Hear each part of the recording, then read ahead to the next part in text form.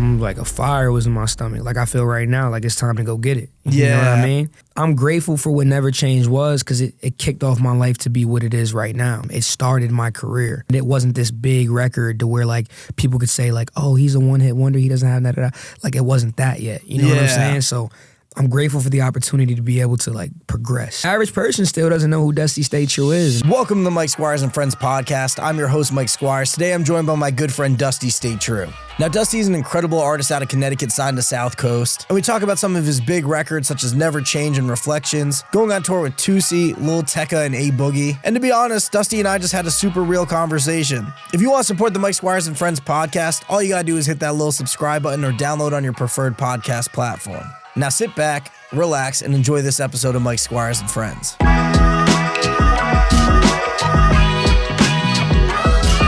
Dusty, welcome to the Mike Squires and Friends podcast, dude. What's up, man? I'm happy you're here. Definitely. Thank you. Nah, thanks for having me, bro. Of course, dude. I want to hop right into it, though, dude. I want to know what it was like growing up in New Haven.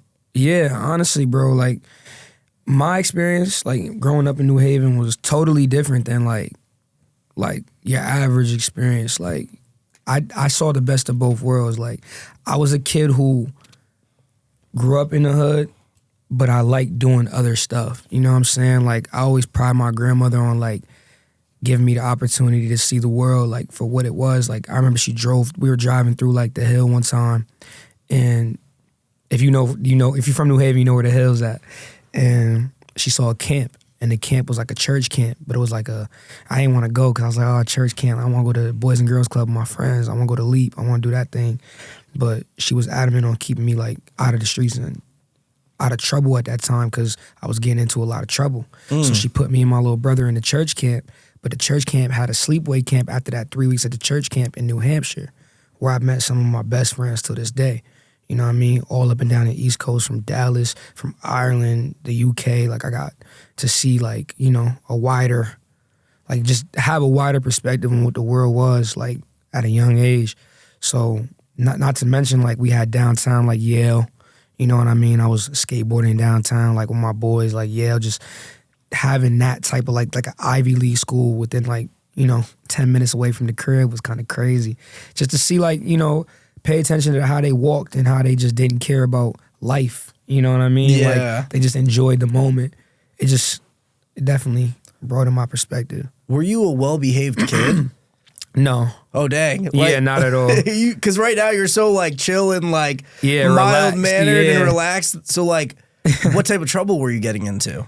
Bro, I was any and everything. Like, man, like, I remember, like, in 7th grade, for instance, like, whether it be fights, anything, like, I brought a BB gun to school, got expelled. Like, you know, dude. I was just a crazy kid. Like, I was just very hyperactive. I was very, like, you know what I'm saying? I was very ADHD, you know, for sure, you know? Yeah, so you said your grandma was the one that kind of facilitated, you know, keeping you in a good spot. Yeah. What's your relationship with your grandma, and, you know, how's that like? My grandmother and my grandfather, like, pretty much raised me. Okay. Like, you know what I'm saying? Like, my mom did as well. My dad did, but they were young parents. You know what I'm saying? Yeah. My mom had me in high school. So okay. My parents were in high school when they had me. So they were still growing up themselves. Like, I always say, like, I grew up with my mother. You know, because, like, it's what happened. Like, by the time my mom was my age, I was 5 years old. So put that in perspective. That's kind of crazy. That is crazy, dude. Because I couldn't even imagine having a 5-year-old myself right now. I can't imagine either, dude. You know, so she had me really young. So I always say I grew up with her. So my grandparents kind of took on that role as, like, you know, what I saw as like a parental figure very early. Not to say my mom wasn't a bad parent. Like, she was not a bad parent at all. She just was growing up too. She was growing up too, yeah. Like, you know what I'm saying? She was 22 when she had my brother, and, you know? Yeah. It was like we had a young mom, so. Yeah, dude. And have your family always been, like, supportive of, like, your creative ventures, music, and things like that? No. It's all good, dude. Well, it's a scary path to go down, so I totally understand why, like, you know, people can be skeptical, because it's like, you know, so at what point, you know, did they see that this is actually what Dusty's doing? You know, it was probably months after Never Change. Okay. Months after my first record that came out. Yeah. For those of you, we'll get into what Never Change is. Yeah, we'll talk about it. It was definitely months after Never Change. Like, my mom, like, man, like, because, you know, she wanted me to go to school. She wanted me to do better than her. Yeah. You know, but that wasn't really my thing.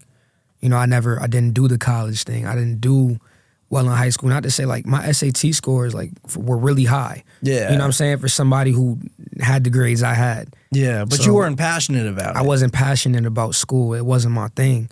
So I just, you know, I took another route. And I remember, she's going to kill me for even saying this. She told me I wasn't Jay-Z and I wasn't Kanye West. And that put a battery in my back because I never said I wanted to be them, but I looked up to them. Yeah, but it You know probably what I'm actually saying? motivated you. Motivated the hell out of me. So I said, I'm about to show you. Like, we're going to see who's Jay-Z and who Kanye West. Yeah, and now dude. my mom is very proud of me, you know? Yeah. So let's talk a little bit before Never Change though. Like, where's your life at? Because from my understanding, that was like your first real like record with a video and everything. Mm-hmm. So like, where are you at in your life? You know, like what's an average day for Dusty right before that song? Honestly, I was at Chase's crib. My boy Chase, shout out to Chase. It was me, Chase, Sid, you know what I'm saying? A couple other people, my boy Rel. Like, we were over there trying to start being in, like, falling into the creative, like, aspect of our lives and just doing creative things. And that's what led up to her telling me I wasn't Jay-Z or Kanye West. Like, we had the studio out the basement. Like, we had somebody was screen printing in the kitchen. Sid was sewing up pants in the living room. Like, we were just trying to, like, do whatever it took to just be creative and stay creative. And that was my life day in and day out before, you know, Never Changed, really. Yeah. And I was just working a job, getting money, busting my ass. You know what I'm saying? Yeah. I used to write. I'm sorry, I didn't mean to cut you off. No, you're good. I used to write music at my job. Like, I used to be at work 8 hours, writing music, listening to beats on my headphones. And because I was a residential aide, so I pretty much had an easy job. I was just kind of sitting there. And I used to write music and book a session with my paycheck for 11:30 that night, knowing I got off at 11. I was going straight to the studio.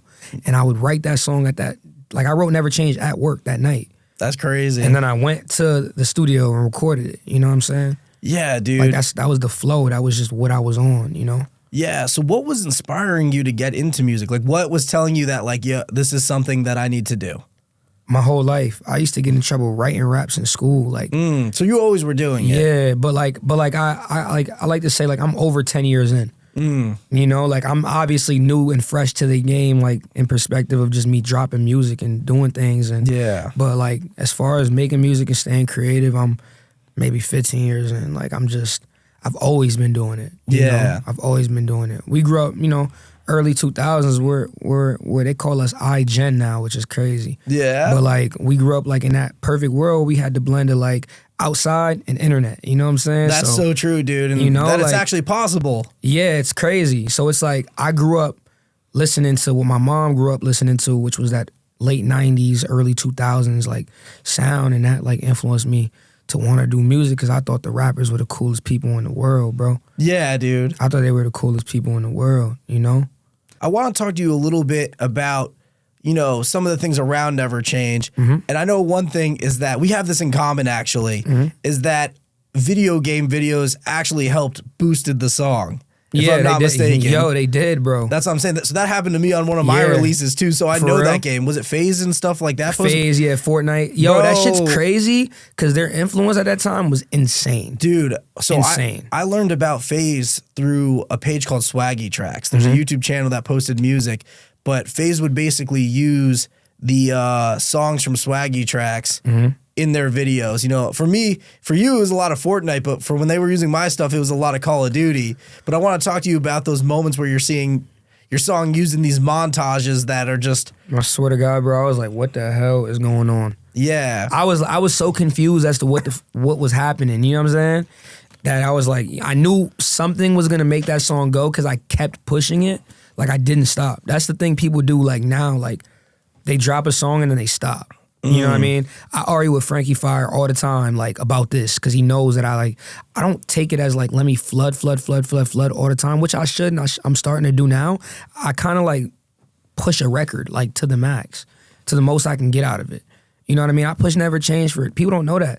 7 months. The only song I had out because I knew something would react. How long was it before what it I'm popped saying? off? Like since it was out? October that year, I dropped it in May. Okay, so it like wasn't immediate. It took a second for it to catch. It had like 3K views for like ever. I remember that's when I saw it because obviously I'm homies with Frankie, so that was like the thing that put me on to you. But yeah, no, it was awesome to see it level up. So what's that moment where you're like, oh snap, this song is blowing up? Like, what is that? How are you feeling at that time? Like a fire was in my stomach. Like I feel right now, like it's time to go get it. You know what I mean? And I realized like, yo, like I'm grateful for what Never Change was because it kicked off my life to be what it is right now. You know what I mean? I'm also grateful that it didn't go on the Billboard Hot 100 or go gold or platinum. It started my career. Yeah. You know what I'm saying? And it wasn't this big record to where like people could say like, oh, he's a one-hit wonder. He doesn't have that. Like it wasn't that yet. You know what I'm saying? So I'm grateful for the opportunity to be able to like progress. You know what I'm saying? Yeah. Because the average person still doesn't know who DustyStayTrue is, and that's what we're trying to do. You know what I mean? I'm trying to have, before I walk into this podcast that we did outside, they're stopping me and they're like, yo, God. Like it's happened. People ask for pictures and like, but I'm not where I want to be yet. You got to level it up, dude. And it's all little by little, you know? So, you know, what was the next record after Never Change that you saw the momentum just keep going? The next record, Top Dog. I remember that one. Yeah, Top Dog, Talk Tough, Solar System, Demons, True to Me. Yeah, the video for Solar System's really cool, dude. How did that come to be? Me and Rook was in LA. Okay. It was so crazy because I fucked up that night. I don't know if I could swear on this. You can swear on this. Oh yeah, I fucked up that night, bro. Me and Rook went to Dave's Hot Chicken in LA. We ate food. We went to go get drinks. I got so hungover. I was blackout drunk. The next day in that Solar System video, if you check out like that video, bro, I'm like in between scenes yakking. And Rook's like, get it out. Brushing my teeth, getting right back to it. Like I'm like, it was crazy, bro. Like, but it turned out to be, you know, a big thing for me. So appreciate Solar System. Dude, I'm gonna hit you with a random one. You take black seed oil every day? How do you know about black seed oil though? Listen, I got my sources, Dusty. Nah, yo, son. Nah. My first tour manager, Chris Stees, used to preach black seed oil to us. That's so crazy that you said that because like he used to preach that shit. Shout out to Chris Stees. But Chris Stees just, every day, black seed oil. And he was big against the COVID vaccine. Yeah. So like my boy Femi, like he was on tour with us and shit. He was like, yo, I just got the vaccine. I'm saying my job made me do it at the time. He's a musician now. He doesn't have a job and shit. But Chris Stees go, yo, Femi, and tries to feed him black seed oil right there in the hotel room. Like, yo, we just busting out laughing, but that's crazy that you even brought that up. That's always so funny to me. I don't take black seed oil every day. No, good. Well, this is a good transition into touring, dude. So what was touring like for you, dude? Fire. It's always fire. I love touring. I love being on shows. I love getting the opportunity to like touch the audience. You know what I'm saying? Like, it's one thing when I'm talking to you like in person, and it's another thing when you see me online. You know what I'm saying? Like in person, it's always more personable, and I might build a fan that might stick with me forever. Like the reason my page was grow so much when I'm on the road is because I'm in the crowd with these people. I'm giving them t-shirts. I'm taking pictures. I'm interacting with fans and the audience. Like, I'm not just the guy who's going to just get off the stage and just try to act cool and go to the green room. You're putting the work in. Nah, like, because I'm not there yet. You know what I'm saying? So I'm putting the work in. I need you to know who Dusty is. You know what I'm saying? And you've done some big shows, dude. Like, these aren't, like, small cap rooms you're doing. I see you in arenas, dog. Yeah. So what was it like the first arena show you did? Nerve-wracking. I was shook, bro.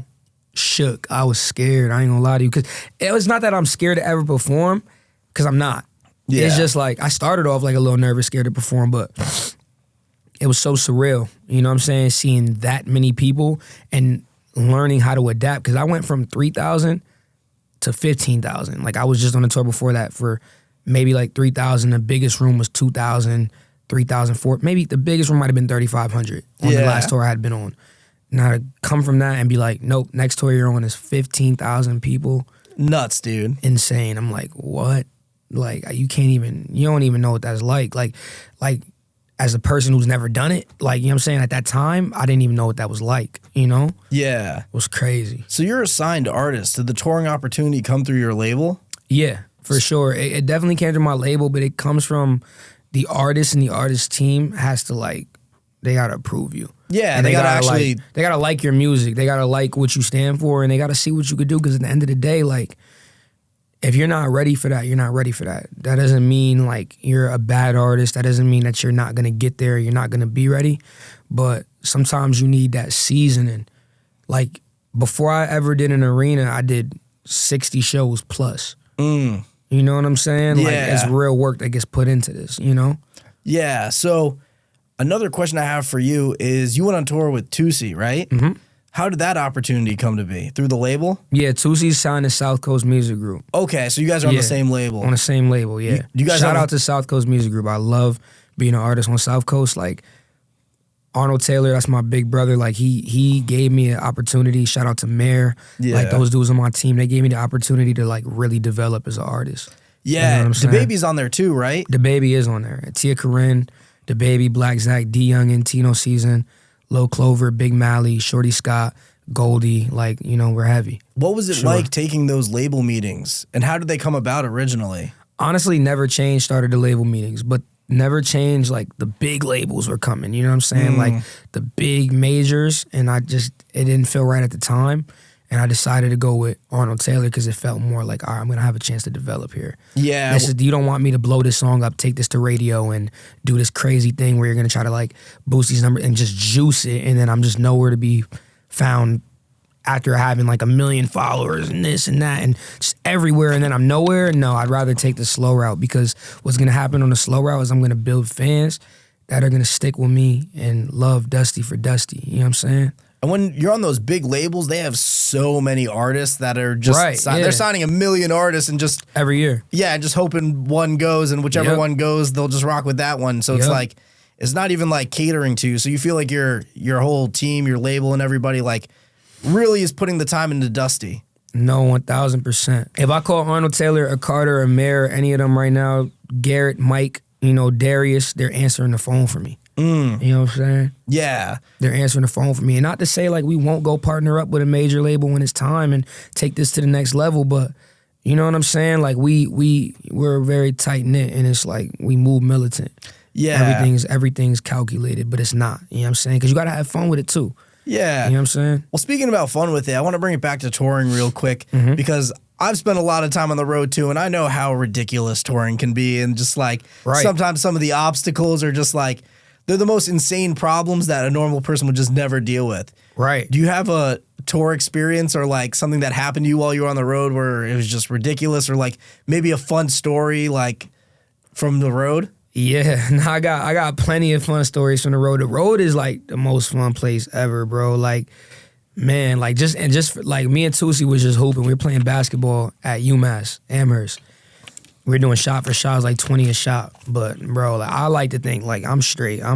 My three is on point. Like, I'm really cashing in. But Toosii was just hitting that day. He was just hitting. I'm in a negative like 400 with him, just trying to get back to zero. Like, you know what I'm saying? Like, I'm fighting for it. It just wasn't happening. Like, that's just like some of the fun we have on tour. Like, we you know, there was one time, like, the first ever show I did. This is actually not fun or funny at all. But the first show I ever did, it was in Orlando, Florida. It was the Toosii Tour. Okay. Shout out to Toosii.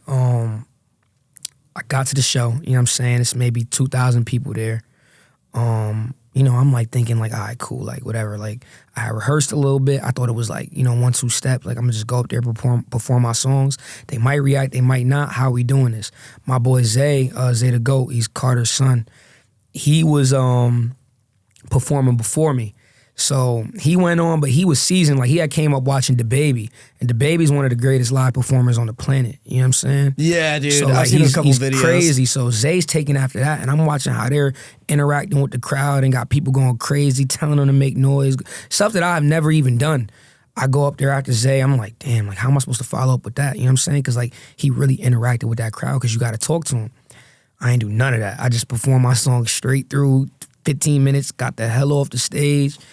They was staring at me the whole time, bro. They damn near booed me off, it felt like. You know what I'm saying?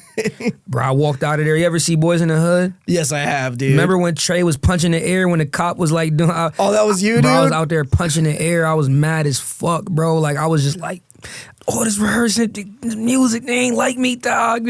Going crazy, you know what I'm saying? Like, yelling at this could never happen again, going crazy, you know what I'm saying? Yeah. And it took Chris C's with the black seed oil. I swear that dude's like a monk, bro. Like, he was like, bro, calm down. What is this going to do for you? You got 33 more shows, bro. Like, this is an aggressive tour, and they're back-to-back. So either you're going to adjust or this is going to happen every single night. You know what I'm saying? Yeah. And that took, like, I just had to adjust, bro, because it was a couple more shows before I got used to it. But, like, when I did, they finally, like, fell in love with who I was, like, on the road. And then it clicked, you know what I'm saying? Like, how to just perform and just how to be up there. What did you change that, like, you feel like people resonated with, like, after those first couple shows? Honestly, just my crowd interaction, like, just talking to them. Talking to them, being more, of a stage present, just, because, like, whatever I do, it's like when you shoot a music video. Whatever you do on camera is going to look a lot bigger than, like, how you feel. You know what I'm saying? So instead of being, like, I might be right here, a big thing like this is, like, if you're, like, performing and you're rapping and the mic's, like, you're covering the mic and you're right here and your shoulders are in, the crowd is looking at you like, oh, he's nervous to be up there. He's not seasoned. Yeah. But if I'm up there, elbow wide, my hand is out, I'm going crazy, I'm going, you know what I'm saying? Like, gotta have a good time. They're feeling it, you know what I'm saying? If I'm jumping around, I might flip, I might do some crazy stuff that they're like, damn, I love this. I'm getting in the crowd, I'm interacting with them, I'm jumping with them, I'm taking pictures with them, I'm taking people's phones, I'm pulling people on stage. Like, now I'm just letting my nuts hang, because it's like, at the end of the day, like I'm gonna leave them with everything I have. Because what if that's my last show? You never know. You know what I'm saying? And if you're having a good time too, they're gonna have a good time. That's like the most important thing, dude. If they see you up there having fun, like, they're not gonna stress over, like, you know what I mean? Like, bro. It's when you're nervous, everyone else is like, oh, who's this guy? They looking at you like, bro. Yeah. I got another left field question I'm gonna hit you with. What up? I was told that you like milkshakes, dude, like a lot. Bro, what? Son, yo. That's what I was told, dude. Nah, I do. Yeah, okay. Well, what's your favorite milkshake, dude? I like a chocolate milkshake. Okay. With whipped cream. Yeah, no, that was intel from Frankie Fire, dude. Yeah, that's funny as hell that he would say that, because we be on the road, I'd be like, yeah, stop. We need to stop at a McDonald's or something, bro. I need a milkshake. Yeah. Like, we'll be coming back from the city and it'd be like, everybody be like, I'm crazy, like 2, 3 in the morning, bro. Like, them highway ice cream machines, they don't stop. So if you ever go to McDonald's on the highway, stop on the do not stop in the city, do not stop. And the highway ones, the milkshake machines never broken. Them dudes is in there cooking up all night. You know what I'm saying? So yeah, like 3, 4 in the morning, the only thing I order is a chocolate milkshake and some fries in the shake. That's yeah, it. dude. And you've done a bunch of videos with Frankie at this point, dude. Yeah, we locked in. Yeah, what's one of your favorite videos you've done with Frankie? I like Who Got It. I like A Love Never Changed for What It Is. Yeah. Who Got It's the one that you're floating in?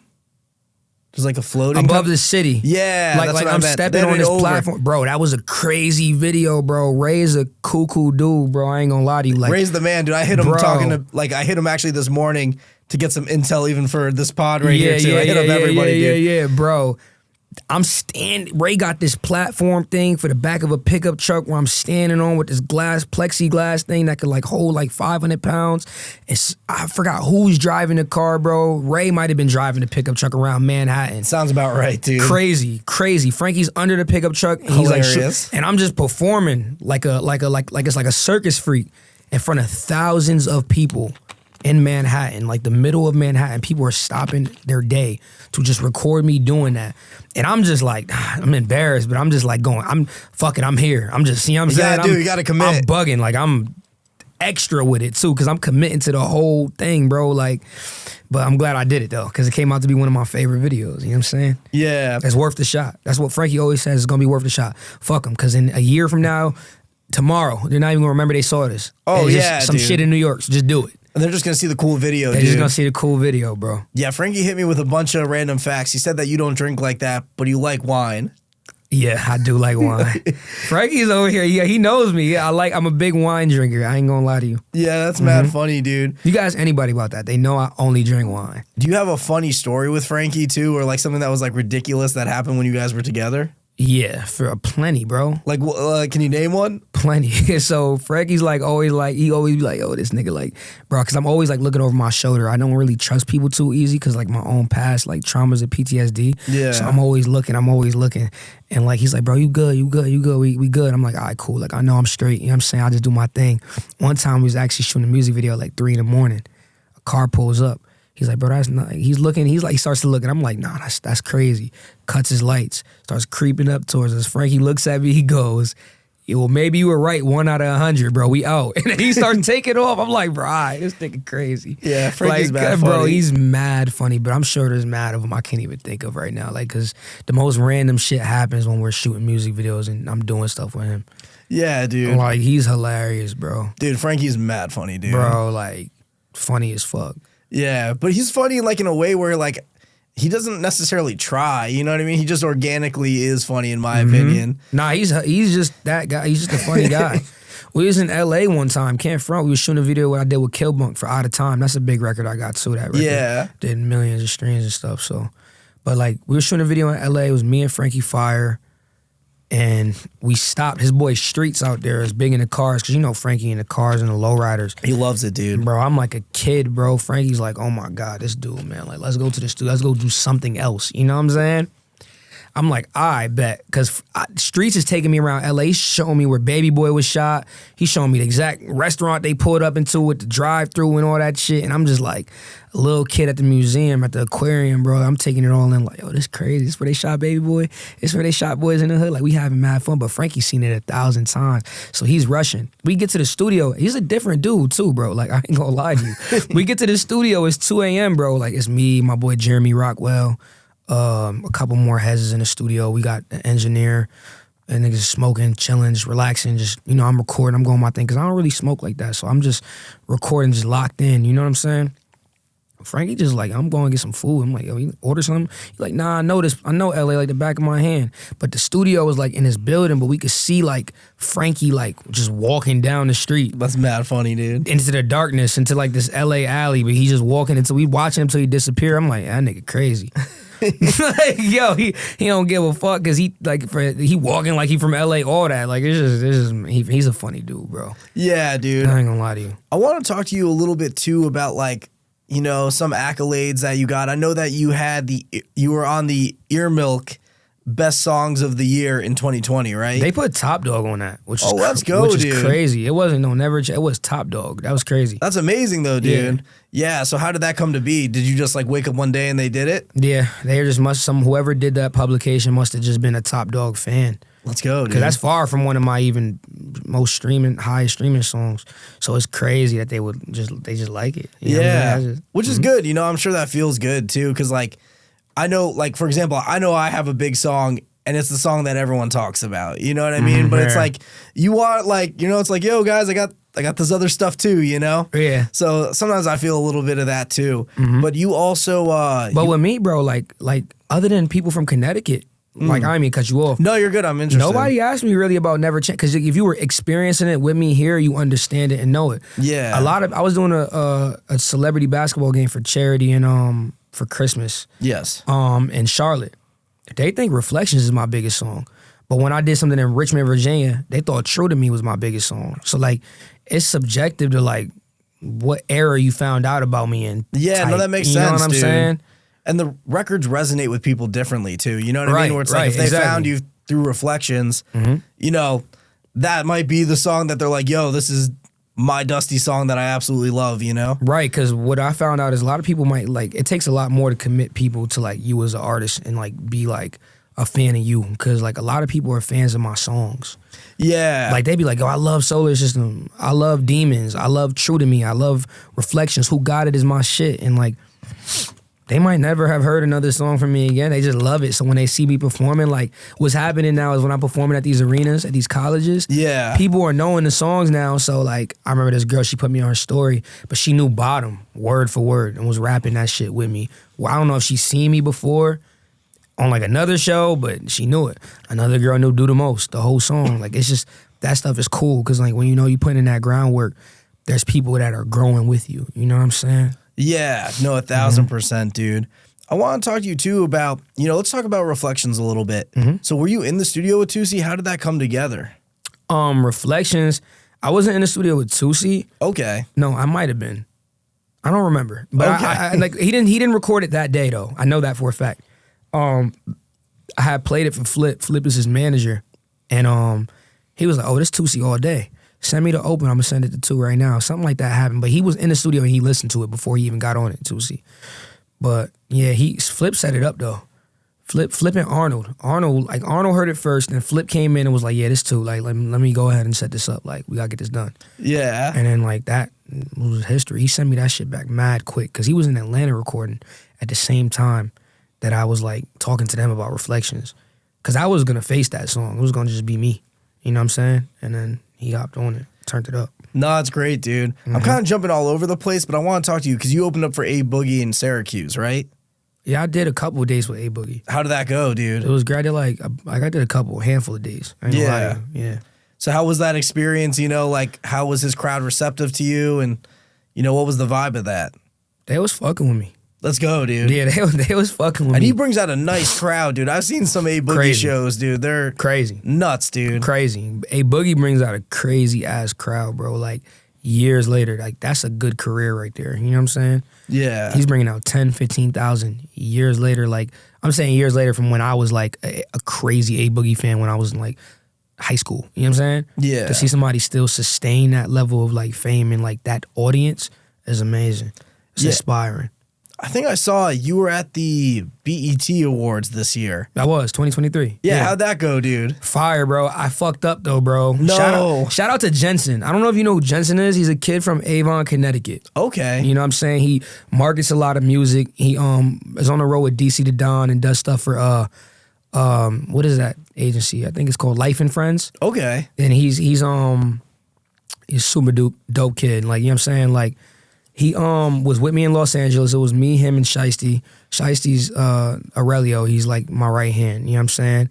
I was supposed to walk the red carpet with Toosii and Baby. My PR set it up to where when Toosii and Baby walked the red carpet, I'd walk the red carpet too and be right on your television sets. You know what I'm saying? I would have been right on TV and it would have been crazy. It would have just been a crazy look. It would have been the look of like that I needed while Reflection was going crazy and like I fucked up. What happened, dude? I didn't know what to wear to the BET Awards, so I got a tux, but I didn't know if I wanted to wear the blazer or just wear the shirt, because like a lot of the rap niggas was fresh as hell, and if I had known, I just would have put that shit on, but I didn't. You know what I'm saying? Dang. So I was just debating too long about the tux and not wearing the tux by like 5 minutes, plus my ticket was way across town, and the traffic, bro, at that like arena where they had it, was insane. So like not across town, but across downtown, maybe like a 2-minute drive, 5-minute walk. But the drive that day might have been like 20 minutes, 25 minutes because of traffic. So I had no time. So Jensen, shout out to Jensen, because he sprints across downtown like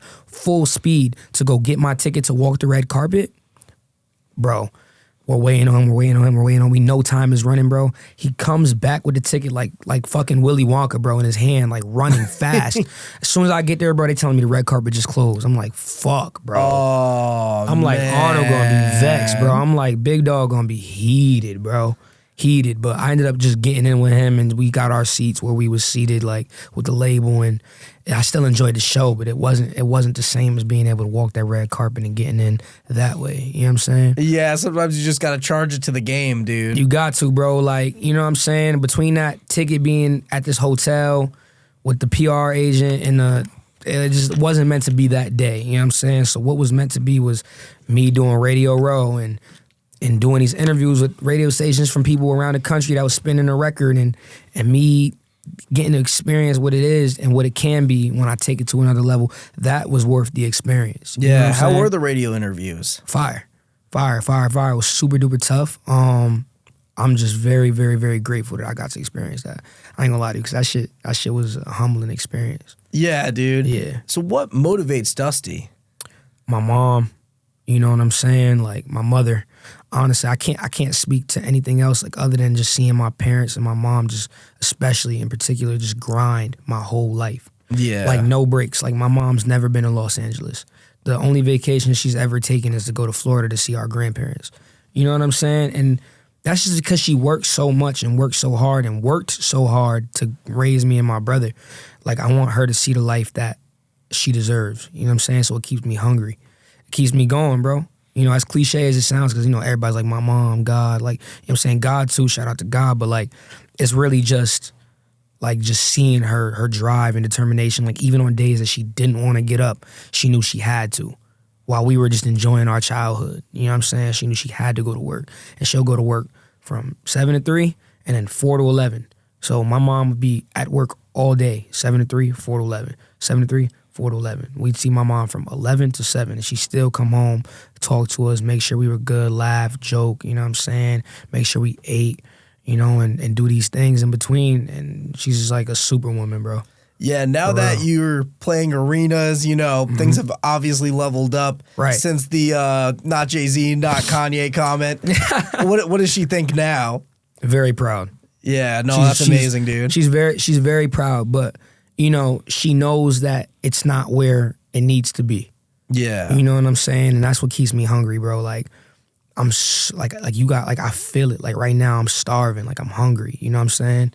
Like, that is not even like a chill feeling, because it's like time waits for no man. You know what I'm saying? Like, so me knowing that time waits for no man, I got to get it now. Like, I got to just, my drive is just, like, I don't know, it's just there. And like, there's been points where I've lost it, where I've lost my drive, because like you do something so long and feel like you deserve to be somewhere that you're not yet.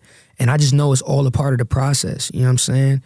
Like, when you have that feeling in your stomach that doesn't go away, and it won't go away until you get there, you know that you're doing the right thing. You know what I'm saying? Like, my hunger level is just, I know it's gonna get there. You know what I'm saying? Yeah. And I know I can take it there. So right now, like, I'm doing everything that I can to get it to the next level. How do you get that drive back when you feel like you're losing it a little bit? Like, what works for you to like get you back in the zone? It took a little minute for me to like learn how to get back in the zone. Like, that shit took a little minute. I'm not even gonna lie to you, because it's like, a lot of shit could be demotivating, especially as you get like, you're not a teenager. I'm not a teenager no more. I'm in my early 20s. So it's like, me not being a teenager is like more of a drive now than anything. Cause it's like, bro, like, all right, cool. At the end of the day, like, real life starts to hit you. Shit starts to ball up, and like, bills I didn't have before I have. You know, responsibilities that I didn't have before I have now.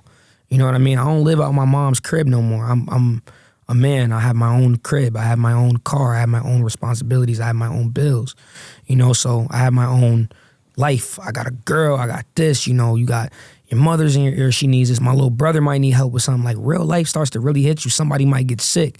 You know what I'm saying? Along this journey, I've lost loved ones. Like, my cousin was killed. Like, life starts to hit you, and that drive is hard for you to like get back sometimes. But now, like, that, like, I'm so motivated that it's like, even when I know I keep saying like, that's weird. No, but, you're good, dude. I'm so motivated right now that even when I feel like I don't feel like doing nothing, I do it anyways. I might not feel like getting up today, but it's gonna be worth it. You know what I'm saying? When I like do everything that I want to do that day to get my next week. I always say, like, stay a week ahead of my content, stay a week ahead of everything I want to do. Like, right now I got my plans for next week already planned, but I shot my content that I'm posting next week all this week. You feel what I'm saying? Like, right now it's easier for me to just stay ahead of the curve than it is for me to not even do it. You know what I'm saying? That drive and determination is there. And it's crazy that me and you are even having a conversation like this, because I'm usually chill and laid back. I don't really do too much like this real life me talking, but like right now I feel comfortable to talk to you about it because I feel like it needs to be said. Dude, and music's a tough business, dog, and it comes with so much sacrifice, dude. Like, real talk. You know, and maybe you can relate to this too, but I know personally, like, I've lost a lot of friends just because, like, my headspace has been so different, where it's like, you know, you're so excited about your craft, but like, you know, if you have homies that are just like, they don't have drive, they don't have goals, it's like harder to connect with them too. So it's like, I know for me personally, like, I've definitely fell out of touch with people just because their drive isn't there. And like, you want to keep good people around you, right? So it's like, all the time. You know, do you find that your circle is like filled with motivated people? My circle is full of motivated people because I made my circle full of motivated people. I made I surrounded myself in recent years with people who add and not take. People who are real and not fake. You know what I'm saying? You gotta add and not take and be real and not fake. You know what I'm saying? That's a bar right there. Yeah, dude, no, it's good, dude. But seriously though, all actuality, like right now it's like getting back to the basics and just knowing who has the right intentions for me and just can motivate me and keep me motivated, because people are meant to be in your life for seasons. Like they're not meant to, most people are not meant to stay. Some people are, you know what I'm saying? But people are not meant to stay as much as you want them to be around and stay in your life, because at the end of the day, you outgrow some of your day ones. Like I seen something on like the internet that was like your day twos are sometimes more valuable than your day ones, because them day twos add, you know what I mean? Yeah. They water your flowers, they water the seed that you planted and help you grow to be who you want to be. Because sometimes the day ones feel either entitled, or they feel like they don't have to work because they're your homeboy because of what they did, or they're your homegirl because of what they did for you before all of this started. Because before all of this started, I was somebody that people would, first of all, they gave me their ass to kiss. They didn't show me an ounce of respect. Niggas wouldn't even respond to my DMs. I had less than 1,000 followers before I made Never Change. I used to get 300 likes and 12 comments and think I was that nigga. You know what I'm saying? Because, oh shit, I'm up. Because it was normal for me to get 5 comments, 4 comments, and 170 likes on a pic. And that was cool, because that was what I knew. I didn't know anything else. You know what I'm saying? And I just remember I never forget how people treated me when I was nobody. And I'm still not I'm not talking like I'm just this big ass artist but no, I put in a lot of work, and I just remember how people used to treat me. You know what I'm saying? Yeah. 'Cause I just remember, like, not to say like I would go back and treat them any type of way, but no, I remember how people treat me and how treated me, and I remember how humble I should stay and to never treat people the way they treated me.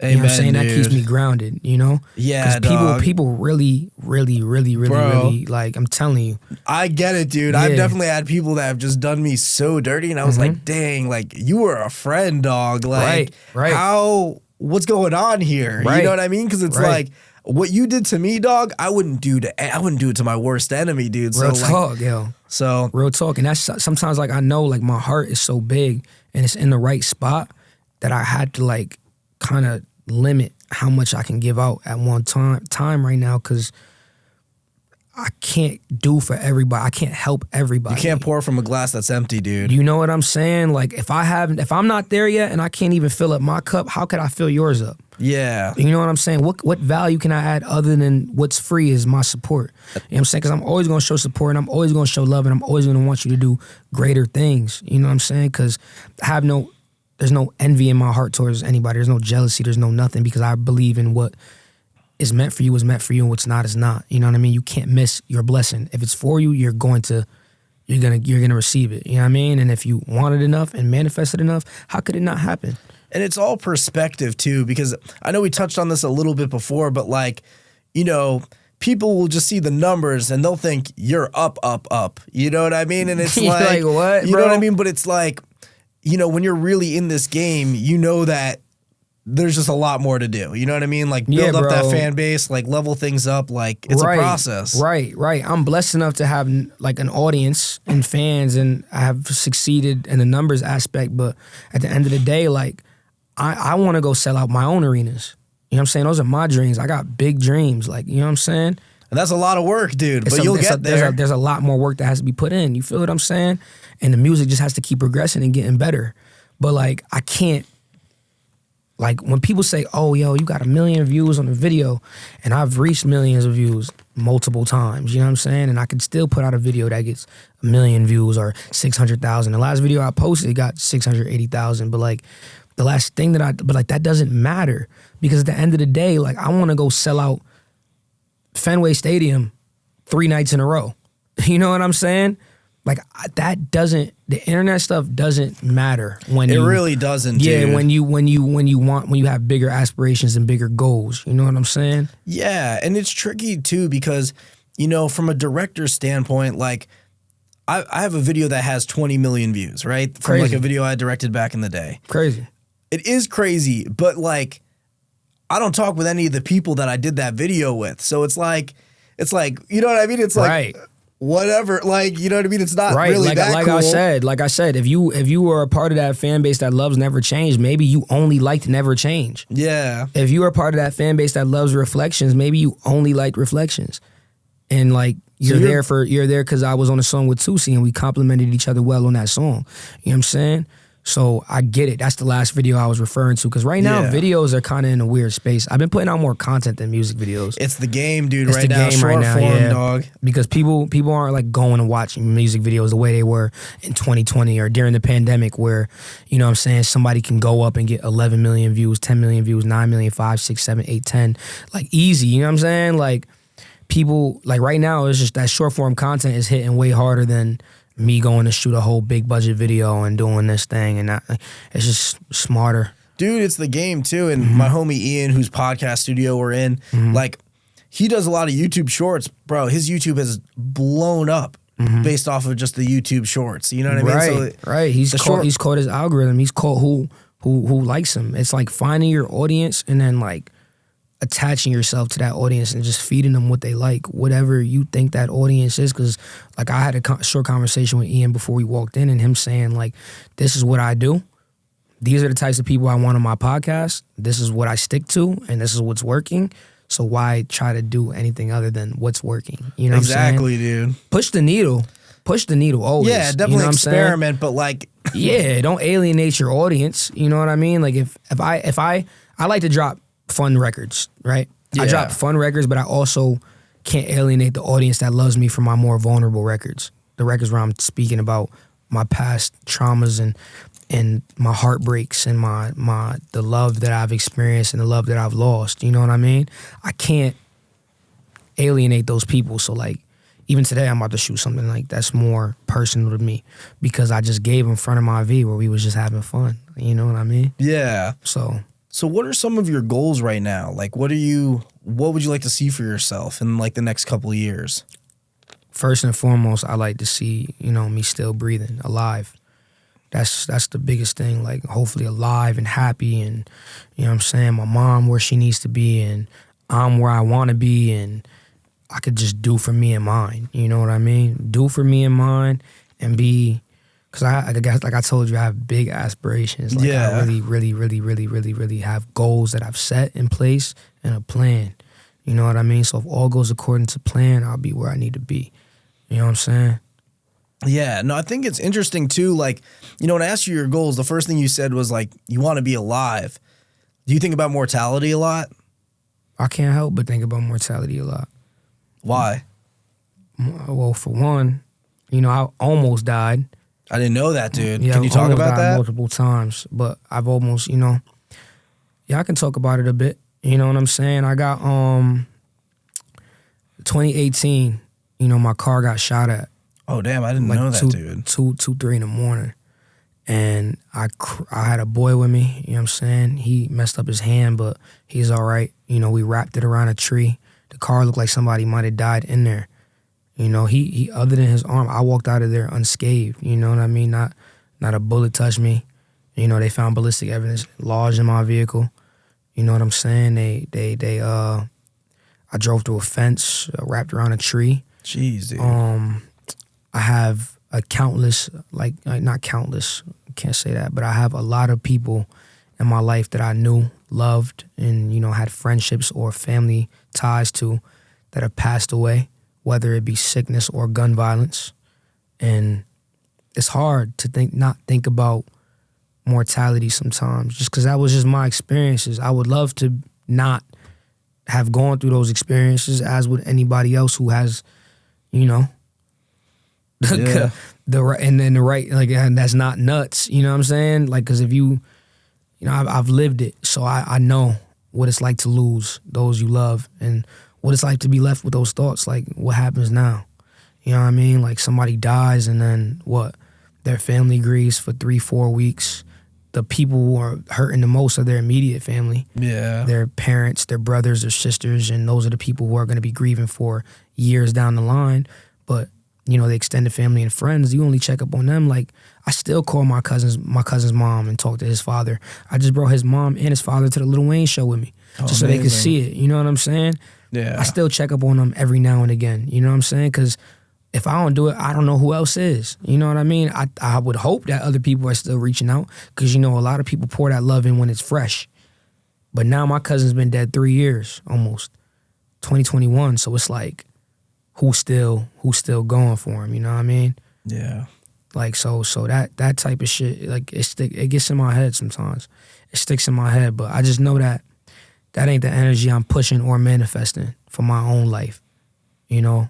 And it took me some realizing that, because the power of your tongue is very, like, it's crazy. When you say it and it happens, it's like, and that's negative or positive, because the higher power of the universe, God, it doesn't know the difference. You know what I'm saying? Based on what you say in your brain versus what comes out your mouth and what it thinks that's what you want. So if you say, damn, like you ever heard about The Secret? It's a fire-ass book, but it's also a little documentary or whatever the case may be. I haven't heard it, but I gotta check it out. Check it out. It's like an hour and a half long. But, like, you know what I'm saying? Like, that shit, like, is true. Like, it doesn't know the difference. Like, the power of your tongue, like, if I say, damn, I don't want this to happen, or I'm thinking about the worst possible outcome all of the time instead of thinking about the best possible outcome all of the time, what you're manifesting doesn't know the difference of what the fuck is good and bad. It just knows what you keep thinking about. Yeah, you know I believe in that too. That's literally your reality. If you keep thinking about that shit, it's bound to happen. Positivity attracts positivity, dude. Like, it's such a real thing. It's scary. I'm not even gonna lie to you. Like, so that's what I'm pushing right now. I'm pushing that positivity, really. Yeah, dude. Well, Dusty, you got a good heart, dude. You know, I could just tell, just like, I don't think we've ever had a talk like, you know, this long ever. So I'm like, nah. You know, so I'm still like learning you as a person. Mm-hmm. But nah, dude, you got a good heart. And, you know, when people listen to Dusty Stay True, dude, what do you want people to take away from you? Honestly, honesty. Honesty. Makes sense. Yeah, honesty. Because I'm, at the end of the day, like, I'm honest to myself. Like, I'm just true to me. And, like, as cliche as that sounds, because of my name, but... Is that where the name comes from? Stay true, yeah.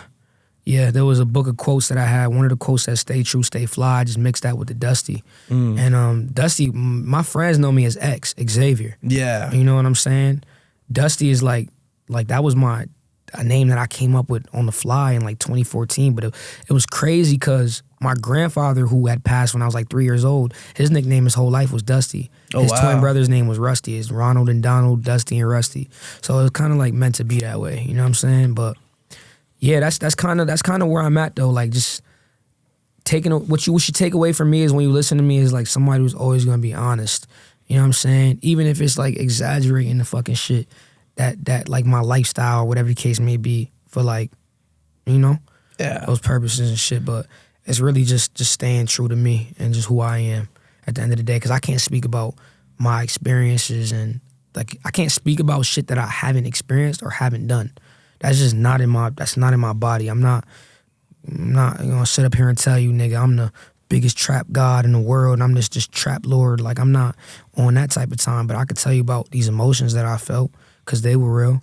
I could tell you about these niggas that I done lost because they were real, they were people.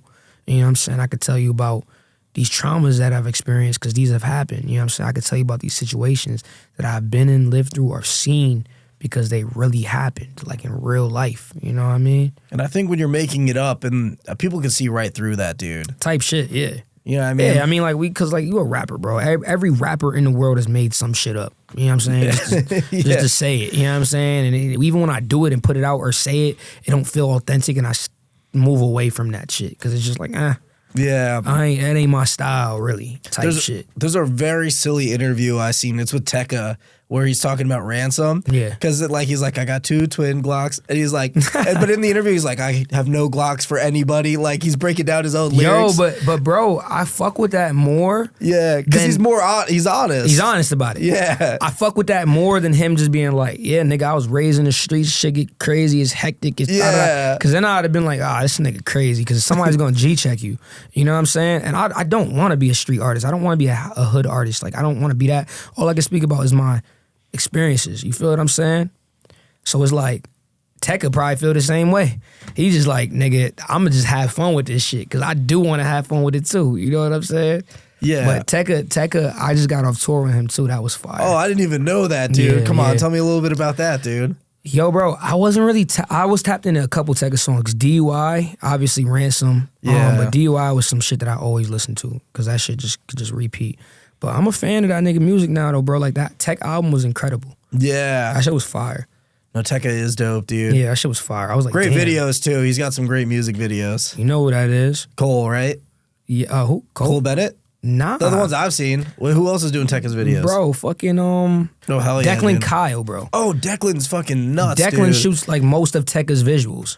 Did I see a video that Declan did where somebody was like standing on like a buoy or something? That might have been Yachty or Tekka. I seen something cool that he did. Yeah. Like I think I Bro. follow Declan, but Declan he's is- really dope, dude. Declan is a fire ass videographer that, you know, people in Connecticut should tap more into and tap more, you know what I'm saying, and do more visuals with him. You know, I caught him very early. Yeah, he has a lot of like VFX too. I remember seeing like bats flying through a room. Yeah, he's fire, bro. Yeah, like he's he's crazy. fire. He's fire. Declan Kyle, bro. We shot Talk Tough. But he shoots a lot of text videos and that shit's fire. Nah, it's Can't dope, front. dude. Yeah. So, what's next for Dusty? Like, what do you want to see like in your immediate future, dude? Shit, right now I'm just dropping music. I'm just going. Like even if I'm not dropping, I'm dropping on SoundCloud and Instagram, and I'm dropping on just I need to stay in your face right now. You know what I'm It's saying? important, dude. Yeah. Yeah, music's not one of those careers you can kind of like hit the back burner for a second. Nah, that shit'll bite you in the ass. Yeah. It hasn't happened to me, but I've seen it, and I'm just too, like, wow, dude. that shit's crazy. Like, you gotta stay consistent, no matter how big you are. This shit could happen to anybody. You could just stop. Yeah, dude. I And mean, if you see it all the time. before you blow up, because like right now, me and you, we just two artists talking before greatness. You know what I'm saying? I feel it, dude. So it's like, if we were to stop now or slow down, we just killing shit in the crib. Yeah, dude. You know what I'm saying? Like, we're just killing it in the crib. It didn't even start yet. What is my 80,000 followers to 80 million? You feel what Yeah. I'm saying? Like, what is my... We're just getting started. I Like, always yo, feel like I'm just getting started, dude. Just getting started. Yeah, Like, and we've I'm been in just it for getting so started. long. You know what I mean? You Yeah, said it's you've been been- in it for 15 years. Like, Type shit. And then professionally, it's been 3.5 already. yeah. We talking from a perspective, like 3.5 years later is crazy. yeah. You know what I'm saying? Like, that's crazy. If there's an artist that's listening to this now that's like trying to get into it, what advice would you have for them? Honestly, stay consistent. Stay consistent. Keep doing. Stay true to you. Stay you. Be yourself, and just that's gonna take you way further than anything that's not authentic. Can't front. Yeah. And I'm still learning that. So, nigga, it's just staying you. And it seems like being authentic is probably one of the most important things to you. It is. It is. It is. It is. Definitely. 1,000%. Right now, there's other things more important to me, but authenticity is definitely in the top 3. Consistency is one of those things, and just pushing the needle and just experimenting and constantly changing and evolving. Like, I'm not about to give niggas a never change part 25. I'm just not that type of nigga. I can't Yeah. do it. You know what I'm saying? I can't. And if they like that song exists. It would have been easy for me to do 50 never changes back to back to back. I'm gonna give you one where I'm about to repeat the same hook again. Yeah. Take that. Nah, I'm about to just try to push the needle every time. Take it or love it, because I love it. You know what I'm saying? Yeah, dude. Well, if people wanted to find Dusty Stay True, where can they connect with you, dude? Yeah, DustyStayTrue, Instagram, Twitter, TikTok, anything, you know, all platforms, DustyStayTrue, one word, Dusty Stay True. Let's go, Dusty. I appreciate you coming on the pod and making the trip out here, dude. I feel like we had a really good conversation. Nah, I had fun with you, bro. It got deeper than I thought it was going to get, but I like that, dude. I like it too. That's why I like having good conversations, bro. I ain't gonna lie to you. Awesome, man. Yeah. Well, thank you for coming out, dude. Of course, bro. Thanks for having me.